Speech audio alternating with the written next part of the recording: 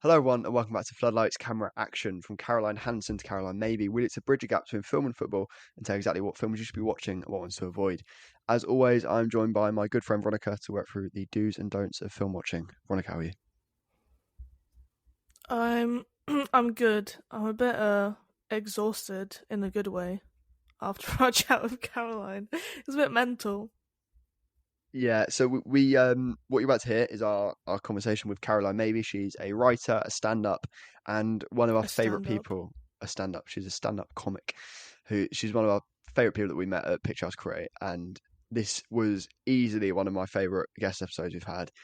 There was strong. I felt like there was a gas leak at one point because it was so mental. So without further ado, Caroline Mabey, welcome to the show. How are you doing? I'm good. How are you?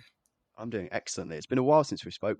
How long ago was Picture House Create? It feels I like think ages ago. Feels like half a year ago, the maybe. very beginning of April, was it? How long Sounds ago about is right. that? Now it's July. God. Nearly 3 months, 3 4. months. 3 Yeah. months. That's a quarter of a year, Jack. I don't know how That's- we've survived. No, And I mean, before that, the longest we hadn't seen each other was 24 hours. yeah. And then If before that. that, That's it was true. 21 years. So, it's building up a buffer. So we should say we met at Picture House Create, which me and Veronica have spoke about glowingly on many, many, many, many occasions because I absolutely loved it. I thought it was brilliant. And we met over brunch, I want to A say. networking brunch. A networking brunch. I should We say, clearly how's did your... very well at networking. Yeah, we're great networkers. I love a network. But how's your Picture House Create experience? Did you enjoy it as much as I did? I think I enjoyed it exactly as much as you did. Draw a chart, we'd be like it would be high, but we'd be flatlining identical proportions. I really enjoyed it. It was kind of like I got some extreme bonding. By the end, I was sort of tearful and didn't want to leave, and I loved everybody, and we were going to be best friends forever. And then I have seen 2 of the people, apart from you, one of them by chance. So all of that love has just been put to one side until now. And it's out of the box again when I see your 2 beautiful faces. It was a fabulous networking brunch we had. I can't even remember who we were networking with. It was a French woman whose name I cannot remember, and she worked She was for very short. Short. She worked for, I want to say, Yeah. yeah, she was very short actually.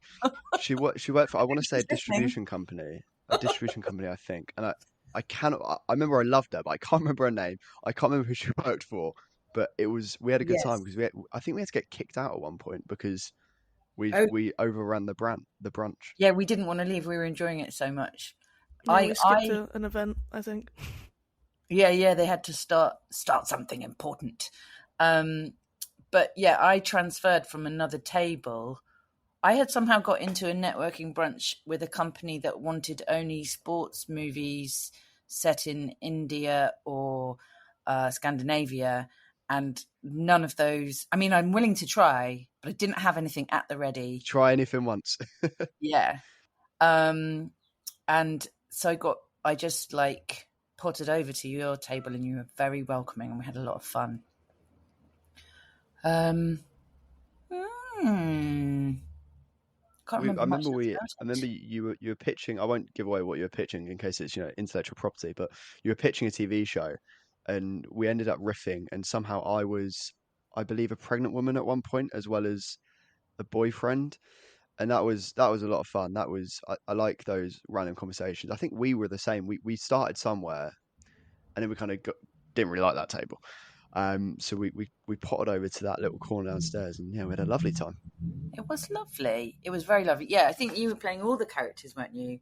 But chiefly the middle-aged, post-menopausal pregnant woman. Which I think, seeing you again now, I can see why. I can see how we got to that point. You look very post-menopausal there, Jack, apparently. Yeah, you know me, guys. I'm just constantly. You look hot. Yeah, believe me, I'm hot. I'm postmenopausal, but I'm in a good mood for podcasting. So that's the big 3 of characteristics for it. Yeah. One-man show. He's ready. Woohoo!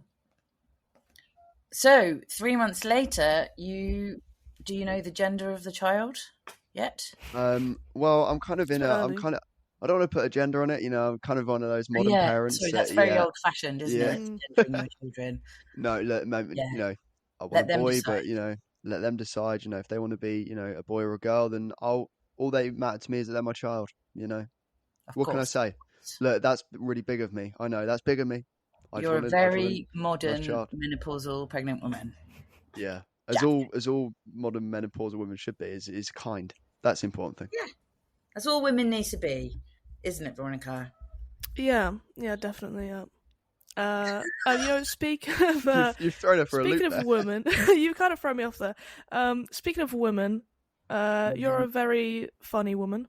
There we go, great Ah, segue. good segue. That's I very big like of you. it. That's um, big of you, That Veronica. was Well good. done. That's big of thank you. you. That was kind. And maybe for people that haven't listened to much of your comedy, how would you describe the style? Who are you making it for? Oh, Who's your audience? who am I making it for? Oh, yeah. Well, that's another modern idea. Like, I come from the olden days where you just did it without thinking about the audience. I You closed don't your eyes. plagiarize. You What? closed your eyes. Don't Close your yeah, plagiarize. yeah, yeah. You got to close your eyes. Close your Never eyes. Don't plagiarize. Yeah. Don't close your plagiarize, eyes. please. Don't plagiarize.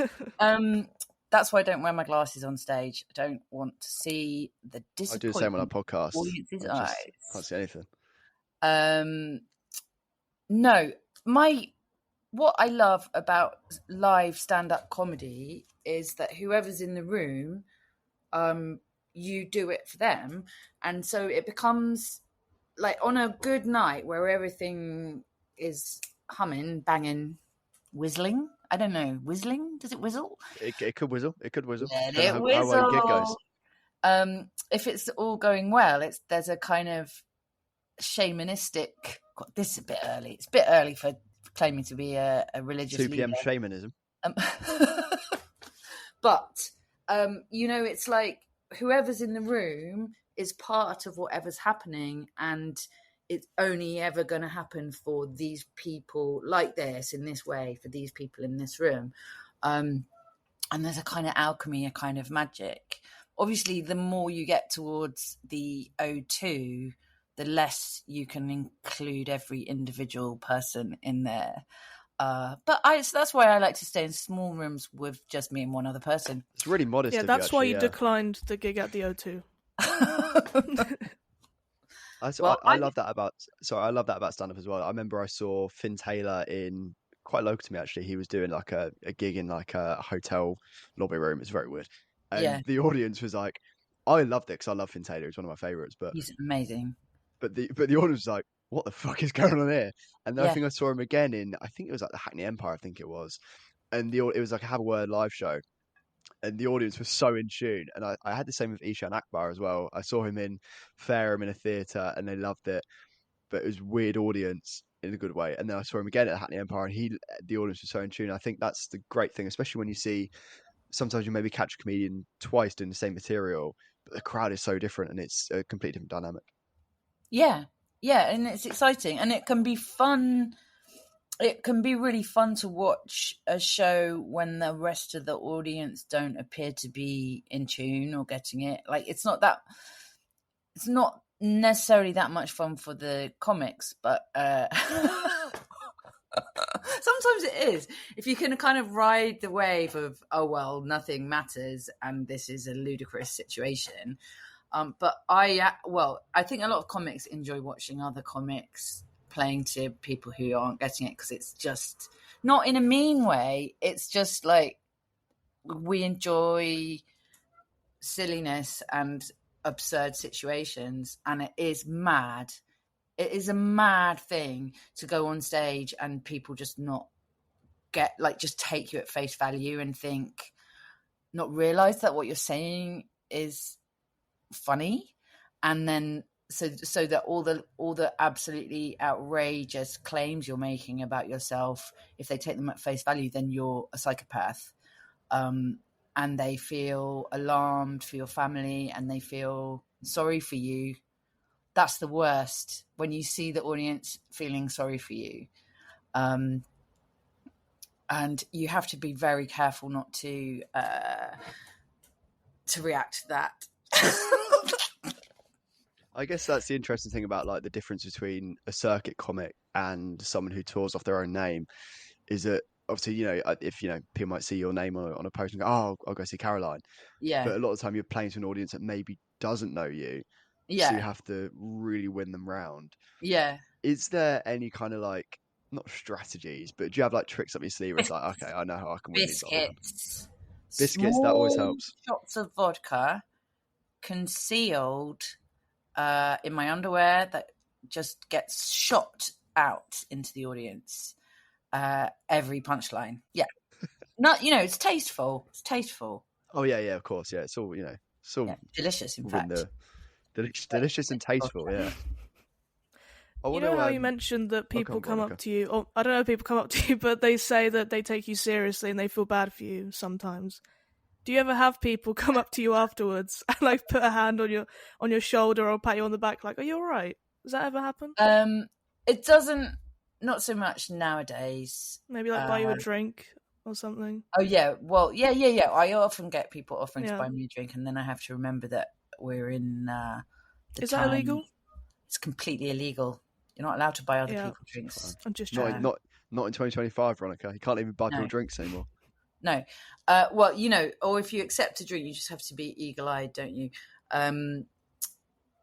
Although if they do it during the interval and they're going to spike me before I go back on stage, I think I'm probably, it's wishful thinking, really. As long as you But film it and if you get a clip out of it, be like comedian spiked on stage, and it's like, oh, well, this is an awful experience, but get a good yeah, TikTok out of it. yeah, that could be my way into TikTok.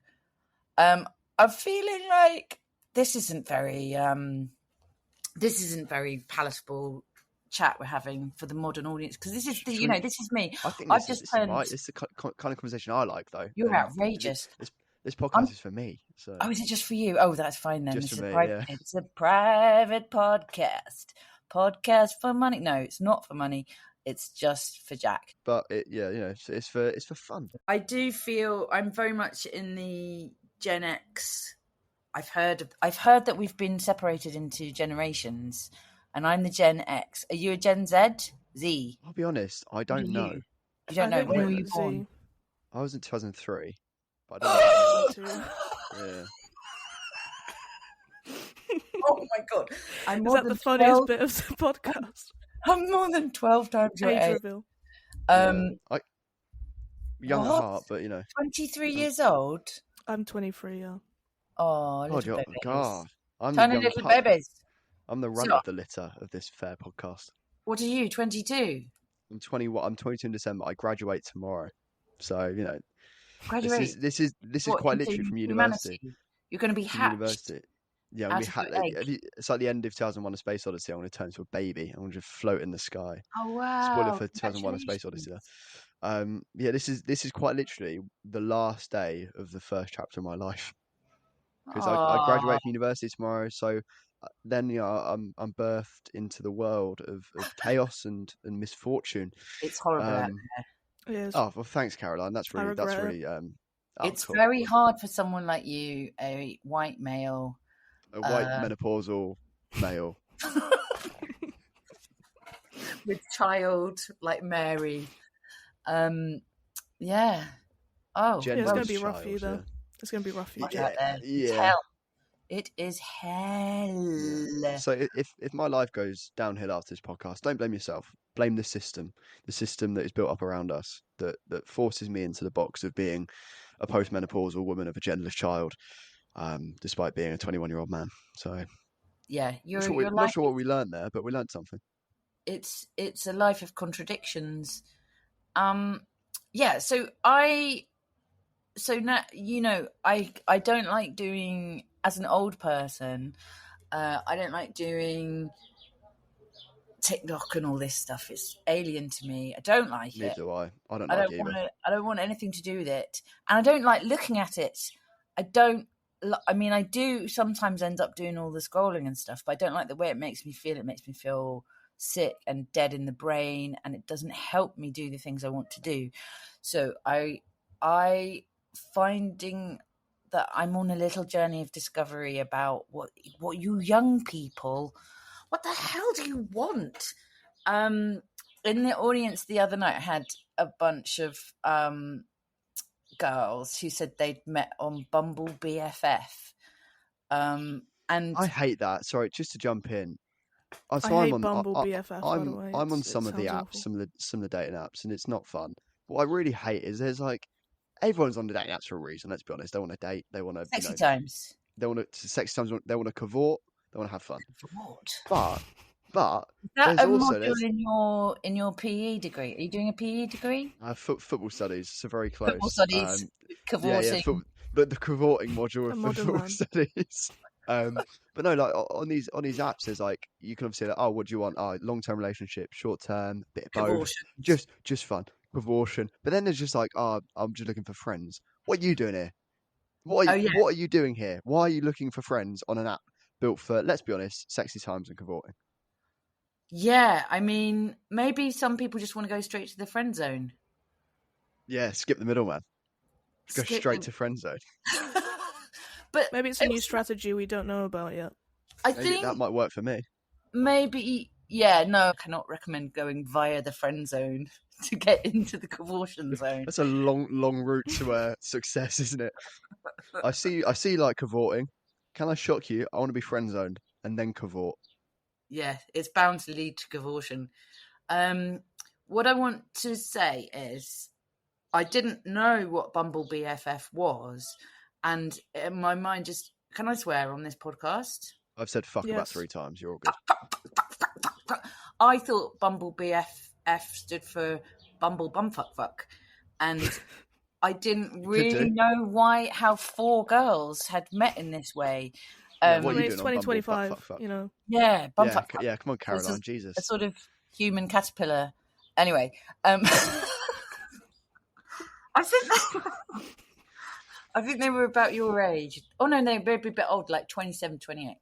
And maybe they came all from different countries, and they found themselves in London friendless. And that seems like actually a good way to meet It's like the people, plot of a right? film. It's like the plot of a film, though, isn't it? It's like It's a 4 great people film. from across the world come to cavort and do Bumble Oh no, stuff. they weren't cavorting with each other.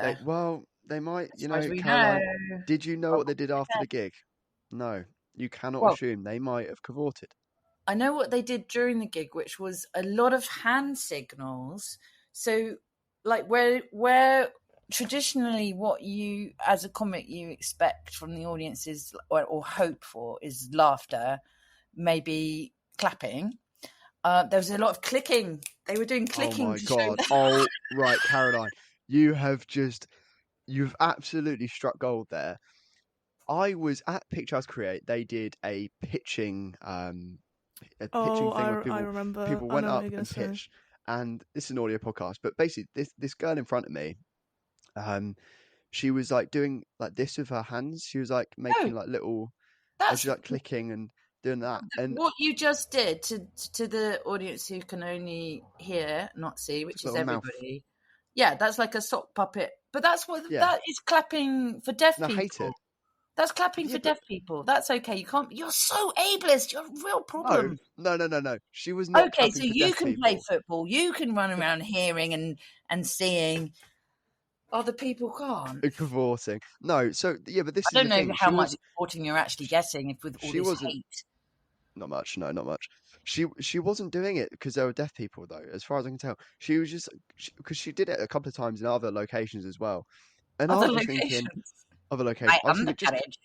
I was thinking just clap, just clap. Saw her at Come on. brunch clicking to someone's face. Yeah, Yeah. yeah. But have you seen that video of David Cameron, much maligned former Prime Minister David Cameron, where he's like, on a suit, do up your tie, and sing the national anthem. That's how I feel when I see people fake clapping. Just clap properly. Right, I've not had to okay. let that out of my system for a while. Do you Sorry for think interrupting your story. she was doing that because she was like virtue signaling about being inclusive? No, I think Or she's just been I really don't think annoying. she knew that's what deaf clapping No, was like. no. It's the thing just about doesn't like the clapping, youth. Potentially, it's They a don't thing want to that I've make loud noticed. noises, maybe. It's a asserting thing her I've noticed with individuality. the 20-something TikTok generation. I've noticed that they do a lot of hand puppet signals, but they aren't doing it because as deaf people, because deaf people famously can see you clap. They They might not be able to can. hear it, Oh, but they can absolutely see it. that's true. But maybe you hold your hands up higher, though. I think if you clap, you can clap your hands in your lap invisibly, right? Yeah. Yeah, who's that for though? If I'm at a gig, I'm woo, yeah, woo, and then Oh, people see hang that. on. What you just did there was something completely different. That was Yeah, like a that's like rally, isn't it? symbol. Well, yeah, it doubles up because it depends if it's a good if it's a good or bad gig. If If it's it's good, if it's bad, if it's a gong show and I don't have a little gong, then I'm wankering constantly. I'm wankering. Well, if you did that at the end of my pitch, I'd feel honoured. No, I just did a little fake clap just to Yeah. let you know, and the deaf people they know as well. So yeah, these girls, they were clicking to show their appreciation, but the clicking makes a noise as well. And then Yeah, who's that for? Because it's just annoying. It's annoying me, and deaf people can't hear it. and then they were making heart shapes to show Yes, their they were. That's nice. Is it? Yeah, What's you're not that? Gareth Bale, are you? Gareth Bale did that in like Well, 2013. I am or Gareth Bale, but Well, yeah, famously, yeah, of course. That's what he did after retirement. He turned into Caroline Mabey. yes, everybody does. So yeah. I was very intrigued by them, but they had an energy that was different from the rest of the audience, and they kind of it was a small audience, and so they had a lot of power in terms of how their energy was like directing the flow of the evening. Influencers. They were influencers, exactly that, and that is why I'm out. I'm out. Sorry. Look, Dragon's Den. I'm out. I'm Yeah. not investing.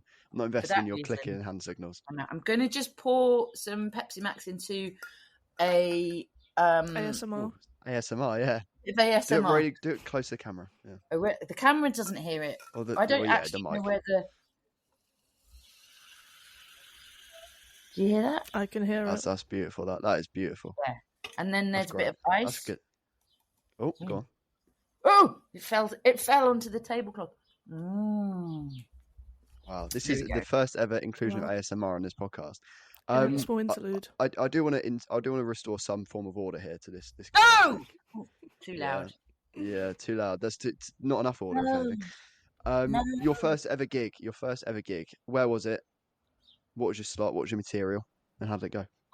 I'm gonna say my first gig of stand up Stand up, yeah. was when you were about 2 years old. Wow. 2004. Why 5? weren't you there? Yeah. Why Well, I tried weren't to get in, but you there? We'll make up for it. We'll be I there. tried doing hand signals on the soon. door, and the bouncers said no, none of that.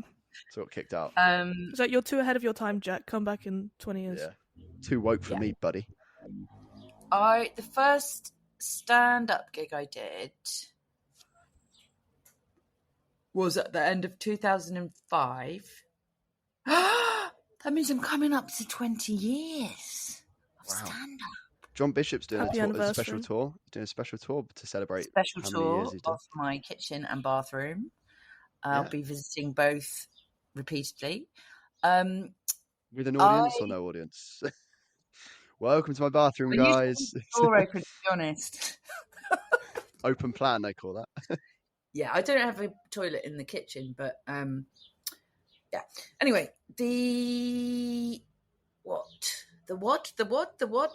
is what First happened. gig, the First start, the gig. beginning. Oh yeah. So I had done already while you were being born. What month were you born in?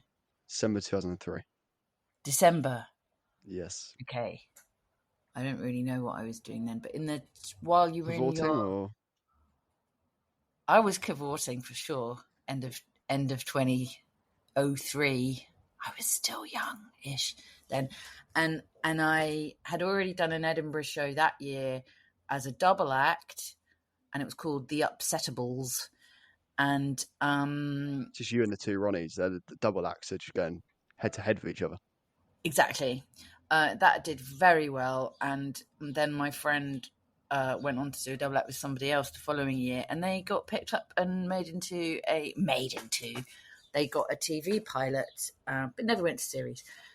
I, on the other hand, joined an improv group, and then I eventually did 2 years later a little course in stand-up. So my first ever gig was at the end of the course. Who was on the course with me? There are some stand-ups that are still doing stand-up who are on that course, but I'm actually... And some that weren't. There's lots who are not, but there are like a few that are who are kind of known on this. Oh, Holly Walsh was in the one that had gone just before me, and we became friends then, and we did a show in Edinburgh 2017 together called All at Sea with the Laughter Gang. That's a hell of a title. It's a good one. And then anyway, the first one was like invited audience of supportive people, so it went great.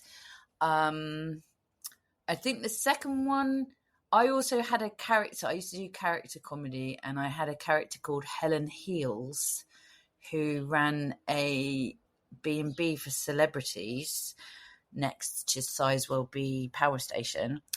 And her catchphrase was, "I never get dressed." And you should do voice work. That was phenomenal. That's good, wasn't it? It was good. And so, but the second time I did her, the guy running the gig told me that my legs were eclipsing my material. Whoa. Yeah. That was what it was like back then. Then you punched him. Toxic. No, I just had to accept it. But then I got a longer... He's rued the day. He's now rued the day that he dismissed you. Well, he was rude that day. I got a longer nightie. So I learnt that lesson. Because I don't want people to be... Eclipsed. I don't want myself to be eclipsed by my own appendages. And then I think the third gig I did was when I died. And I remember thinking, like what, you kind of, I had the out of body experience, and I remember thinking, oh, they call it dying, but I'm not actually dying. I'm not actually dead. So it's not that bad, but it's quite bad. It's not ideal. You're kind of watching your own death, and you go, "Oh, I'm still alive, but I'm watching myself." The fact that you get through it, the fact that you survive it, kind of gives you a sort of perspective that it's not that scary. I mean, it's horrible. You've done ayahuasca, really. You've had like an out of body experience, and you now change forever. 5 nights a week, and sometimes I get paid. So, but I do remember what the first line of, I mean, I don't know what I was thinking. I liked weird comedy, and the first stand-up line I said was, "Hello, I'm made of sticks. Has anyone here seen Star Wars?" That's something Milton Jones would do. That's like I can see him on like Mock the Week, and you go, "Hello, I'm Milton Jones, made of sticks." Little James. What's his name? Milton. Oh, Milton Jones. Yeah, he had like a weird. He used to wear weird shirts. Yeah, and he was. He's great. He's great. I think it was quite alienating for a lot of people. People who didn't like sticks were like, "This isn't for me." People like me who haven't seen Star Wars, probably. Yeah, that's. I think that it wasn't for people who'd seen Star Wars. I don't know what it was stick about. fans. Yeah. Can I ask? Because this is a very, very slick transition. Yeah. You mentioned you like weird comedy.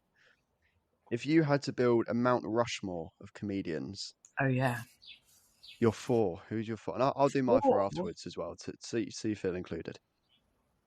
I won't do mine because I don't know any comedians. Do you know what though? I don't know any comedians apart from me. So apart from Caroline's on. Me, it's just you. Wow, I want to go to that place. That's my happy. We'll get it done. Do you know what? if I ever have to do like any kind of hypnotherapy where they, go to, think of somewhere that you'd feel really happy, like a beach where you've got this. I'm just going to go there. The Rushmore of 4 Caroline Mabeys, giant It's carved. the only How long it's the does only it four that matters. take, do you reckon, to carve Mount Rushmore, and how many people? Shall I do At Not some very least slick producing? like Shall I 2 Google it? weeks. 2 weeks. At least. Box off 2 weeks. At least 2 weeks and 2 people, surely. 2 people, 2 weeks. And did they have any specialist equipment, or were they just there with a screwdriver? Do you want to Hands. both place? Do you want to play? I've got the answers. Do you want to both place your bet on how Oh, long it took? oh, It sweet is in sake. the years. Okay. It is in the years. 12. What's your bet? 200. It's not 200. Well, Yeah, that's stupid, Veronica, because America hasn't. It's only been alive that for like stupid? 200 years. oh, 12 years. 55. Close. 14 years. Oh. And it says here, Hello. the Mount Rushmore National Memorial took 14 years to complete, from 1927 to 1941. Construction was a lengthy process involving hundreds of workers, dynamite, jackhammers, and chiseling to sculpt the Chisel. monument from the granite mountain.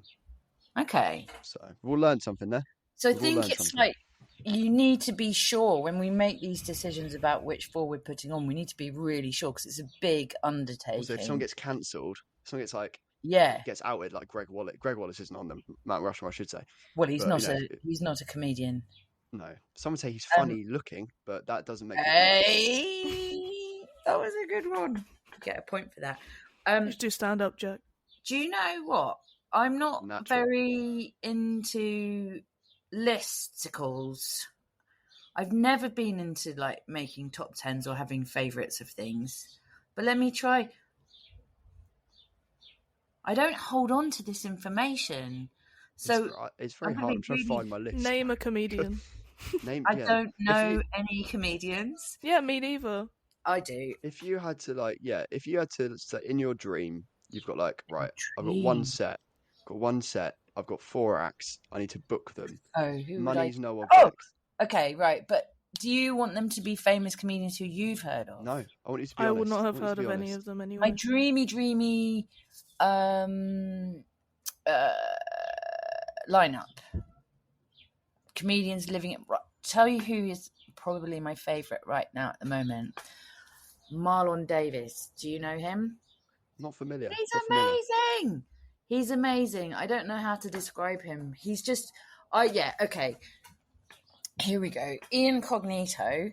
He used to come on stage and with a hammer and a nail and hammer a nail into the back wall of the room and hang his coat on it. And then That's I think amazing. That sounds That's really great. familiar. I'm not sure. I He's think a I might have heard legend. of. Yeah, that sounds about right. Yeah, I think I've heard of that story. And he would just you wouldn't know what would happen. Well, you would kind of know that would happen, and after that you wouldn't know what would happen. Like Pre and post nail is a very different. Your life is forever changed after the hammering of the nail. Yeah, and he was. It was like watching Shakespeare. It was like what I was saying before about shamanism and alchemy. He would just take so many risks that it was so different every time, and it was so powerful. And sometimes it was like he would absolutely self-destruct, and the gig he'd be sailing, and then he'd get obsessed with one person not laughing, and it would like tumble the whole gig, and then it would turn out this woman. It's like, because the trouble is, right, when you're on stage, you see the person who's looking pissed off in the audience, and that bothers you. But you have to be able to just play to the rest of the room and not get obsessed with this. But I saw him do this. Like, he got really pissed off. And she's allowed not to enjoy it. She's allowed not to enjoy it. That's her right. That's her it's right. her right. And I don't think she wasn't doing anything to draw attention to herself apart from not laughing as much as everyone else and not smiling. She wasn't doing a fake claps. If she was doing a little fake claps. Any of that, Jack, none of it. She was just sitting there and waiting for it to finish. And he was disgusting. He would say outrageous, awful things. he wasn't for everybody, but he got obsessed with this woman and he started laying into her. And then it turned out the whole row was all her male relatives. And they were furious. And it was in a rugby club in Plumstead Common or something. So what, the worst kind of club, a rugby club? Exactly. Couldn't be worse. And then after the gig, these men surrounded the building and were chanting for him, like baying for his blood. And he didn't, if he'd just gone, she's not really enjoying it, and then just carry on, everyone else was loving it, none of that would have happened. And we wouldn't be here having this beautiful story. So thank you, Cogs. And he was a big drinker and cavorter, and he was a no longer BFF. with us. But he would be on my mushmore. I'm gonna say along those lines, like he was just like a true hero of mayhem. And then let's say Phil Kay, who is with us but is also absolute mayhem. He can be on it. From the modern times, let's have Marlon Davis, who, again, you just never know what version of him you're going to have, and it's delicious. And it's like it's not about, the craft is all there, but it's not about clever one-liners or anything like that. It's in his very being that he's funny, and it's delicious to be in the room. I'm noticing I've got 3 men, and that's not very gender neutral. Just put yourself as the fourth, I guess. Okay. There you go. There's absolutely loads and loads of brilliant women. I think the reason that if I'm like carving somebody into a rock, it's like with all things, there are more male comedians like who have long, illustrious careers just because they're the ones who've been allowed to thrive. It's a bit like football, to be honest. That's why men's football is more prominent than women's football, because women's football was shunned for so long, and it was maybe laughed at or not taken so seriously. Well, it wasn't that. Yeah. Female comedians were not laughed at. That was the problem. Well, yeah, that was the issue. Yeah. Simon Munnery. Go on. Another man. God. Another bloody man. I feel like my Mount Rushmore is very boring compared to this. It's not as fun. Yours? So my absolute number one, never changes, is Eddie / Susie Izzard. Okay. I love Eddie Izzard. One of my all-time favourites. Others would be John Mulaney, Bill Burr, Norm Macdonald. I like a lot of American comedy, and I like a bit of a weird presence. But Eddie Izzard is like my number one. Yeah, absolutely. Okay. I remember watching, like, my parents kind of got me onto Eddie. Like Definite Article. Bits like Death Star Canteen, Cake or Death. I think Eddie is, and also just such an amazing human being. Yeah. We've got a good balance there between us. We're good balance. Veronica, what's your Mount Rushmore comedians? Put you under pressure. Name one. No, I can't. I honestly don't. I don't know. I can't even name one. You've got 4 Carolines. That's fine. Yeah, I already said I'd have 4 Carolines. I don't have any others.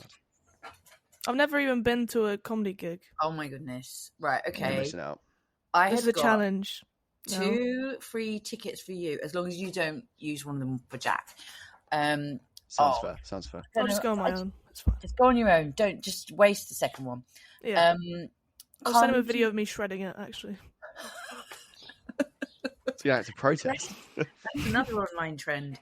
Why don't you come to one of my nights? I do a monthly night. It's already happened this month. The second Tuesday of the month, but it won't happen in August because August is the special summer month where all the comedy stops and it becomes like fringe festivals. But I do. Yuck, we don't like fringe at all. You don't Yeah, we like do. We always get people. No, we do. We We honestly talk to a lot of people who go there. we We we have love so it. many people on who are touring doing shows at the Fringe. So we're Hang on. pro So Fringe, anti you Fringe rent prices. have lots of comedians on your podcast, but you've never been to a comedy night. No, not loads. I mean, we've only had like 3, 4. I don't know. I've Well, never it's have also- been. No one's invited it's- me, right? I'm That's the inviting you problem. right now. Caroline I'll was go. inviting you. And also, September, Veronica, the second Tuesday in September, Camden Comedy Club, which is at the Camden Head, 100 Camden High Street, right? There's 2 pubs called the Camden Head that both do comedy, and I regularly get people turning up to my night with tickets for the other night, and I think people from my night go to that one as well. But now a third one has called itself Camden Comedy Club as well, and I get people coming from that, and it's very confusing for everybody. But the one that I do is in Camden at 100 Camden High Street, and the night is called Smash Up Comedy, and I always have brilliant comedians, and I try and have a bit of that mayhem.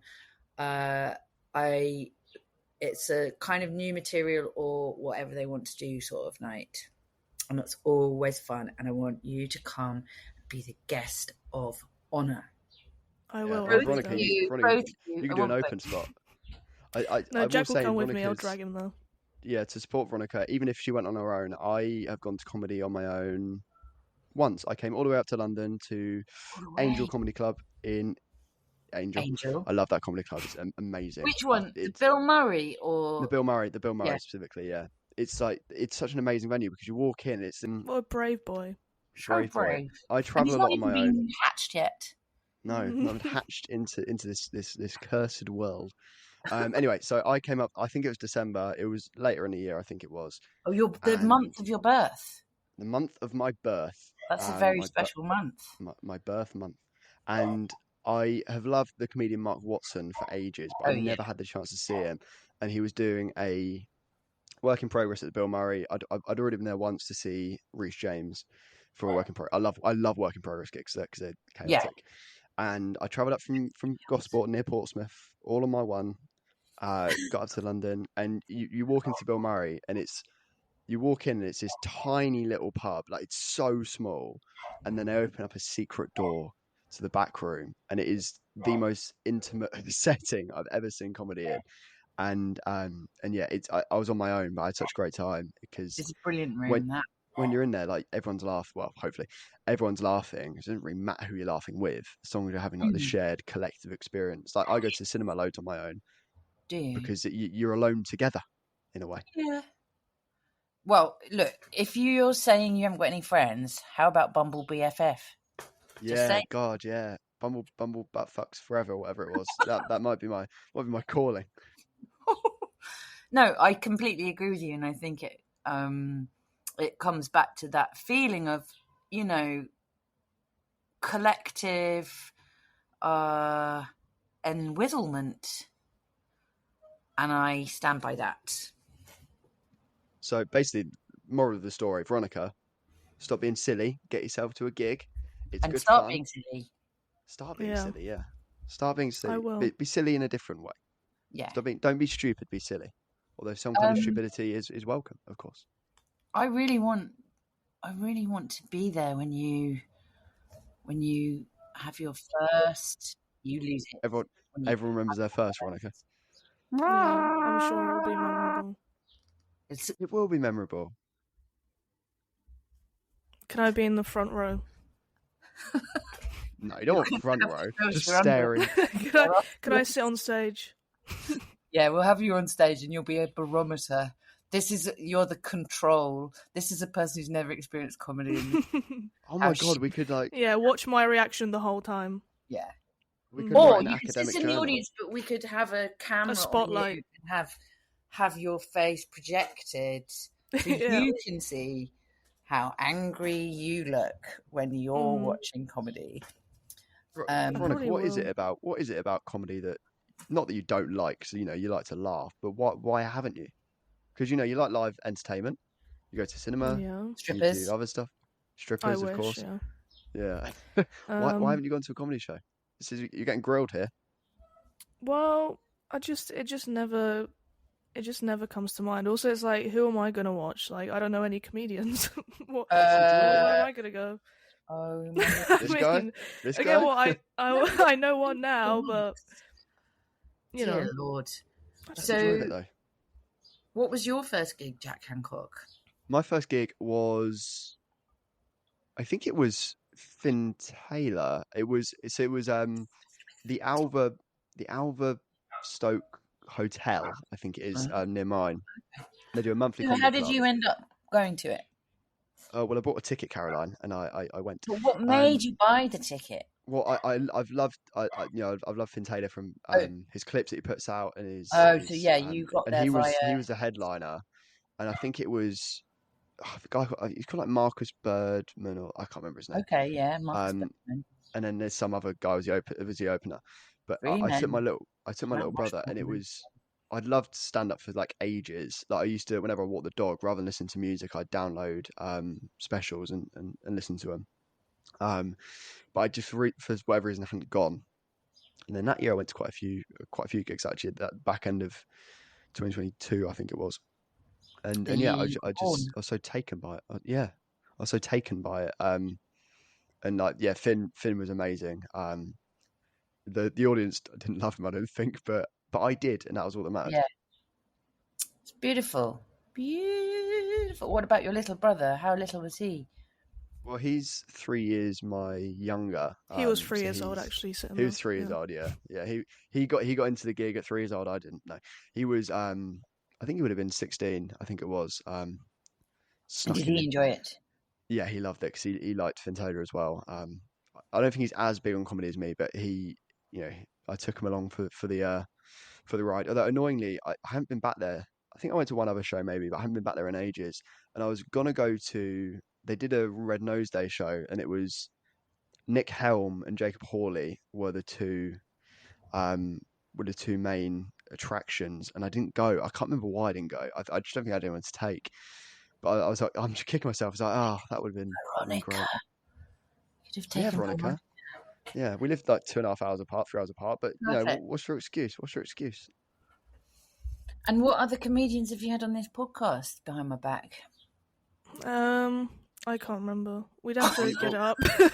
Well, we've had The last one we had was Kate Island, but she's more of a spoken word poetry. yeah, we've it's kind of like mixed methodology people almost. We had Daniel Bai. Caroline, Daniel Bai, who's touring shows soon. I think maybe come to the end actually. He just finished in the Soho Theatre. We had Daniel Bai. We had but we get like a lot of like, different performers like Kate Island, Tom Wilson, Tom my Wilson, friend. of course, spoken word poet. Julieta Tismanetsky is like a more of a performer that has comedy involved in her show. Yeah. You're like, we kind of get like a weird hybrid of guests where Are you sometimes calling it's me just a people. weird hybrid? I'm calling you a beautiful Don't hybrid, invite me Caroline. onto your podcast and start calling me names. You've been called worse. I'm almost certain of that.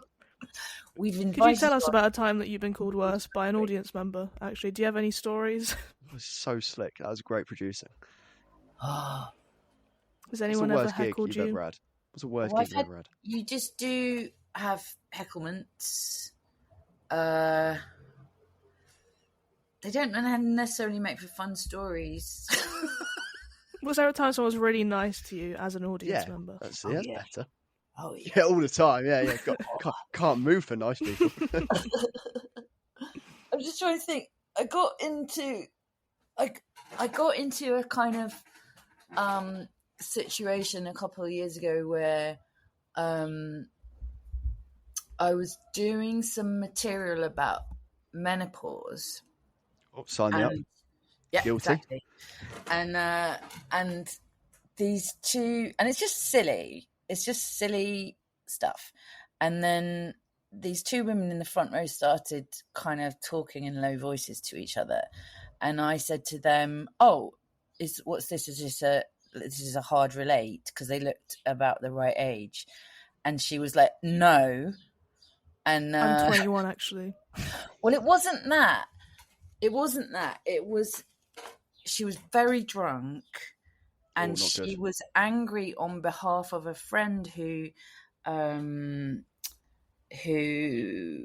was menopausal and had been having a terrible time.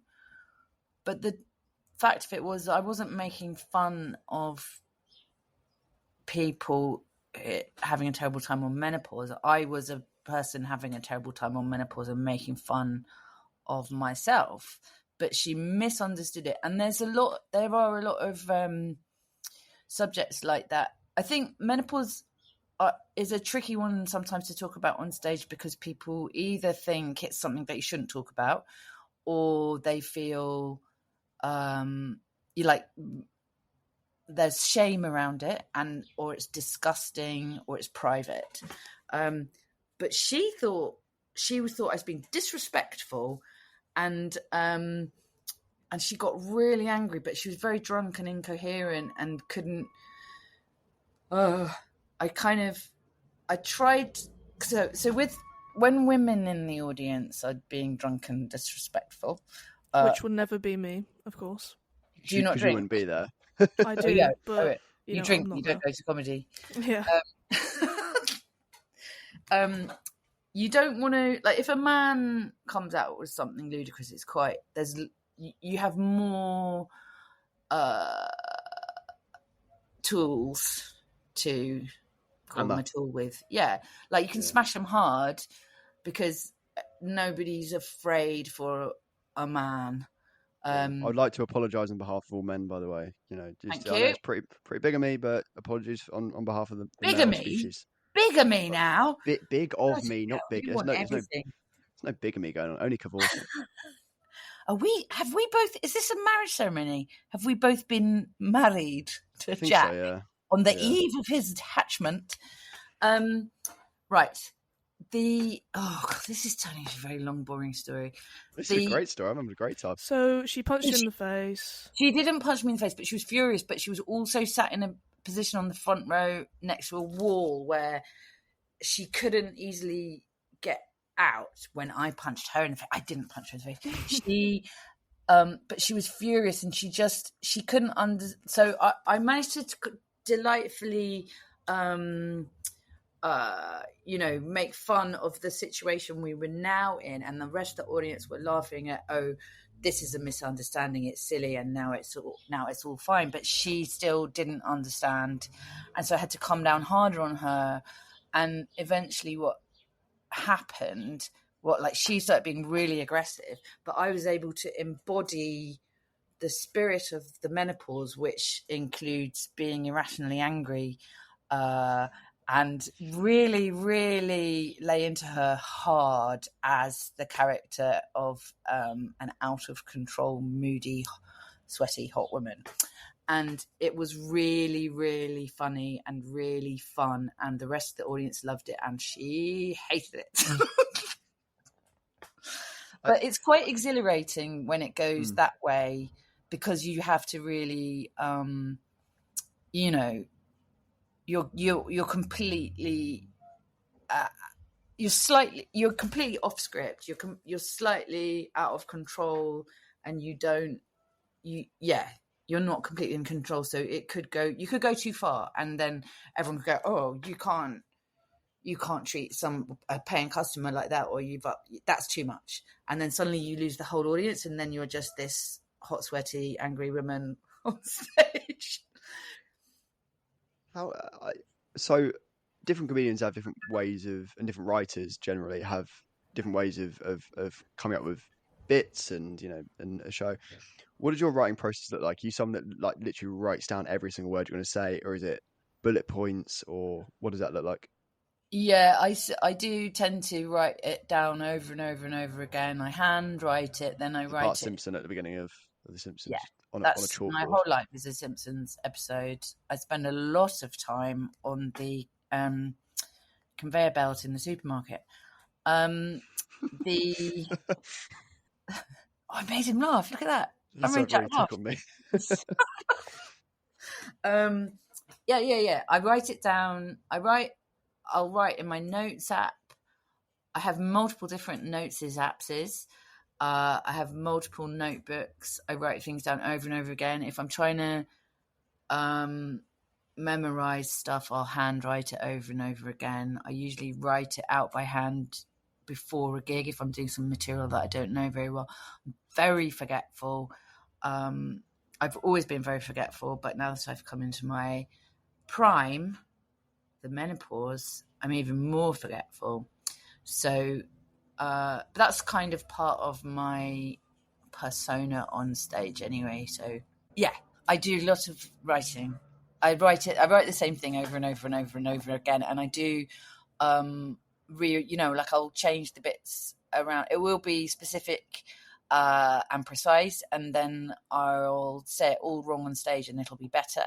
And so then I will record that, and then I will rewrite it with the new bits that I exclaimed ad-libidly on the stage, and then it evolves like that. Yeah. What do you think of prop comics? Arseholes. Yes. Why? Oh, I agree. I just because you wanted me to answer quickly, I just It's true. went for anything. Well, I don't mind. Are they punny? It tends to be a bit punny, right?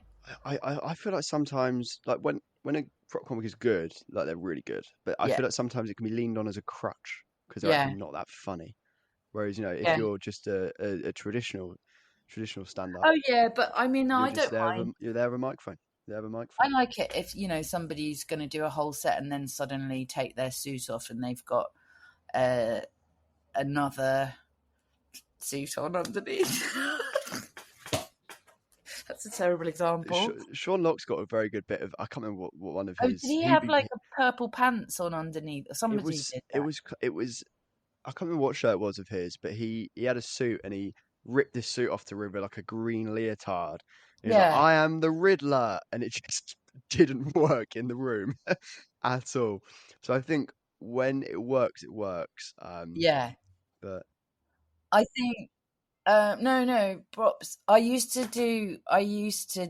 have quite a lot of complicated things in my set. Like I used to have a animated sidekick on a screen, and he was called Kip the Coffee Pot, and you're really good he at naming things, aren't you? There's some I'm good naming very good conventions at going naming on here. things. And I'm actually now in the process of pitching a TV series with him as a vehicle for a woman with postnatal depression going back to work and hallucinating him. That sounds But hilarious. it's very funny. It's even funnier than the pregnant menopausal boy. Mm-hmm. So yeah, keep the coffee pot. But I hated having to carry around all this stuff with me. And basically, after I had my daughter, I was like, I cannot be carrying a screen around with me and like whatever else, all the props. So that's when I really just went Were for you, were you just like an one of those in like drawings when like a child will run away from home and have like a stick and a little like bit of a little tea cloth and he's got all his yeah, possessions in. Is that you just kip the coffee pot and just a big yeah. screen? Yeah. He'd be walking along behind me as I carried my screen over my shoulder with a handkerchief. Yeah. And things can go wrong. Well, that's more technology than props in a way. But I don't know. I like it if somebody's got giant hands. You can't go wrong with giant hands. I did it in my last show. I just kept putting more and more pairs of glasses on top of my head, not realizing that I'd already taken some off and put them there. And then that kind of stuff is fun. I think it's fun, like Incognito with his nail and hammer. I think he sometimes used to come on with a guitar and then never play it. He nailed it flex. onto the back of the stage and hung it up. I don't mind a prop comic. It's fine. Anything that's fun is fun. You already mentioned one, maybe a potential TV show. Are there any other projects you're working on that you can give us a little bit of a tease? I've got a few, but I don't think I can really You can't talk about it. Yeah, you're going to have to wait. But when you can talk about it and you're doing promo for upcoming TV shows and all that, you Oh can come on yeah, the podcast and you can promote them I'm via going to come us. You on can, your private podcast, which is basically just a phone call, isn't it? yeah, it's a private podcast that is available on Spotify, Apple Podcasts, and all good podcast platforms. I like the way you're pitching it to the people who are already listening to it. Yes, yeah. Oh, it's available on Spotify. So if you're listening to it now, you can still listen to it. Caroline, thank you so much for coming on. Can you plug your Instagram, your own Oh, comedy show that you run in Camden? Have a little promotion, okay. self-promotion moment. My Instagram, I think, begins with @. Okay. That's always a good place to start. Yeah, I think it's _Caroline Mabey. Caroline Mabey. It is. I'm Caroline looking at it spelled. now. There it is. Yeah, it's spelled Caroline Mabey, which is Mabey. It's not how you think. It's not how you think. And I think, but I don't really put much up there. Maybe I'll put something up there. I'll put something up there. It's nice to put something up there, isn't it, Veronica? Oh my goodness, that was disgusting. And then I think it's the same on TikTok. I think on Twitter, I'm still on Twitter, even though it's disgusting. The last holdout of your last bastion of hope. Well, yeah, perfect. and that's it. That's it. Well, apart from your night in I've got a link tree. We need to get a link tree. Get a link tree. It's brilliant. Yeah, so every month you can find me at the Camden Comedy Club in Camden, 100 Camden High Street, Camden, on the second But Tuesday. not August. Not every month. Not August. There'll be something else there in August. September. I don't know what. It's a Tuesday. Find it. Figure it out. Yeah, you're all clever here. You're clever. You're both clever. Here we go. Look, I'm looking in my diary. 9th of September, 14th of October, 11th of November, and 9th of December, your birthday month. The date of my month, my birth. The date of your month.